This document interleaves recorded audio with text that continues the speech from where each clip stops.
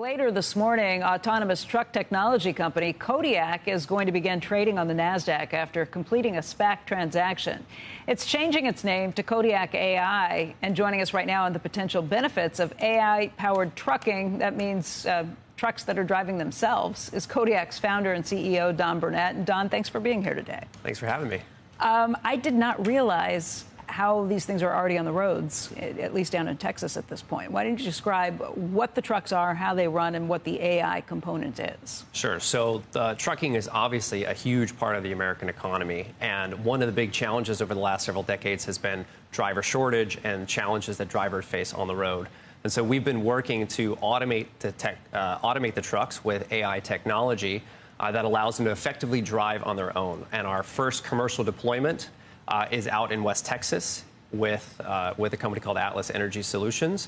And we have now 8 trucks that are fully driverless, meaning there's nobody in the cab, out operating on a daily basis. And they're out driving. You picked this area of Texas because it's fairly remote. There's not a lot of traffic on the road, but there is other traffic. It's not a closed loop. Absolutely. So there's actually quite a bit of traffic, and in particular, there's a lot of close quarter traffic. So we have a lot of oncoming vehicles, heavy trucks, big vehicles, pedestrians, pretty much everything you would find on any road network. But it is fairly remote, and it's a great place to first deploy the technology. But they're trying to go a certain MPH, obviously. If someone's in their way, they have the capability on a 2-lane highway of passing. Absolutely. So we're operating off highway today, but yes, they can pass stop traffic. They can yield for other traffic. They follow all the rules of the road. All the rules still apply. Oh, unlike most, no, the professionals are actually good. I'm shocked when a pro driver stays in the left lane, and you know we're trying to get around, and it's like I know you know better. I know you do because you're a pro, but so they're going to do what a really good truck driver. I'm worried about with driving cars. You worry about, hey, if you want to go around a driverless car, that's your problem. You're not going to kill me. One of these things on the road, I worry about. Yeah, it could be coming. I don't know. I worry that truck could kill me. I shouldn't. You shouldn't. So safety is always our first priority. And as you said, our trucks are programmed to be conservative. They're going to sit in the right-hand lane, minding their own business. They're not going to cut you off. Yeah. If they're going to pass, they're going to pass cautiously. They're going to pass when there's an opening. And so they're going to abide by the speed limit. They never get drowsy. They never drive drunk. Right. They're always paying attention 360 degrees around the vehicle. You have 3,000 paid hours of these driverless trucks to this point. Have you had any accidents, had any issues? We have not had any at-fault accidents with our system. We take safety. At fault? Was there somebody else? We've had situations where we've been hit primarily in the trailer by other vehicles. Absolutely. It's happened a handful of times. But that's the reality of being out on the road. You know, that's the risk that you have to undertake. But our system is incredibly cautious, incredibly safe. What happened when somebody else hit one of the trucks and there's nobody in the truck? Like, how did they react to that? How does law enforcement react to that? Yeah, the trucks are actually detecting whether they've been hit. So we're monitoring all around the truck. So we see when there's been a collision. The truck safely pulls over to the side of the road, and we have a 24-hour monitoring system, which allows a human to then go in and review the material, communicate with law enforcement, and handle the situation on the ground. But that's, wow.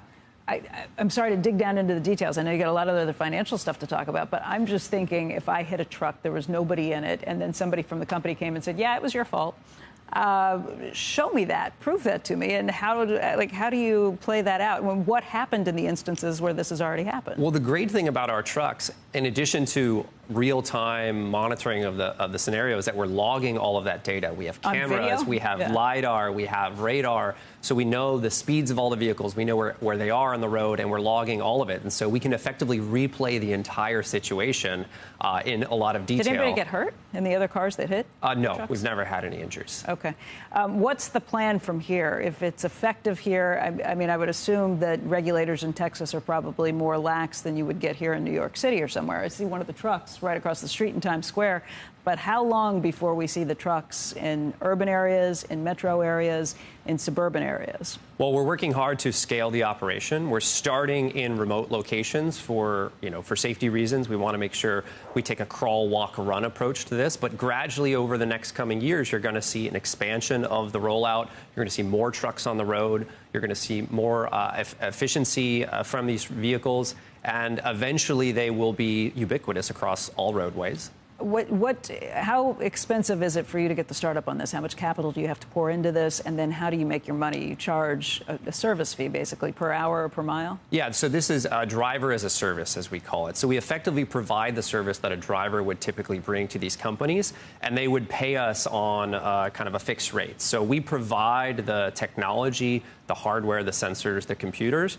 Our customers buy the trucks. That's an important one for Kodiak. Our customers own and operate their own vehicles. We are an asset-light company, and then they pay us as a service fee on a regular basis to operate and drive the trucks. How long before the company's profitable? We haven't given any guidance exactly on profitability, but we're really proud of the fact that we actually are delivering driverless revenue now, which is something that not a lot of other autonomy companies have been able to say. Yeah, it's been a long time coming, but it is very interesting to see the progress. Don, good luck at the opening bell today, and we appreciate your time. Thanks for having me. If you mess up the opening bell, we're going to think your trucks are not safe either. You know how to do this, right? Did you practice? I've been practicing, that's right. I'll help you practice. Yeah. Is there a program? Well, let's say a little kid is in the back and goes by and goes like this. Can the truck pick up on that and do the horn for We've see, we're going to miss the drive. We've talked about no, that you for haven't. many years, and unfortunately, there's two horns in a truck nowadays. You have the standard horn, which is more an automated system, and then you've got the loud horn where you actually pull it. Yeah. That is fully manual, so we don't have control over the loud horn, but it's something that we may add down the line. You just give a little beep, beep, beep, beep, beep. Right. See. These are the kind of things people love. LiDAR, right? Yeah. Okay. Is that the best way? We believe a comprehensive approach to sensing the environment is the safest today. So that's why we have both camera, LiDAR, and radar.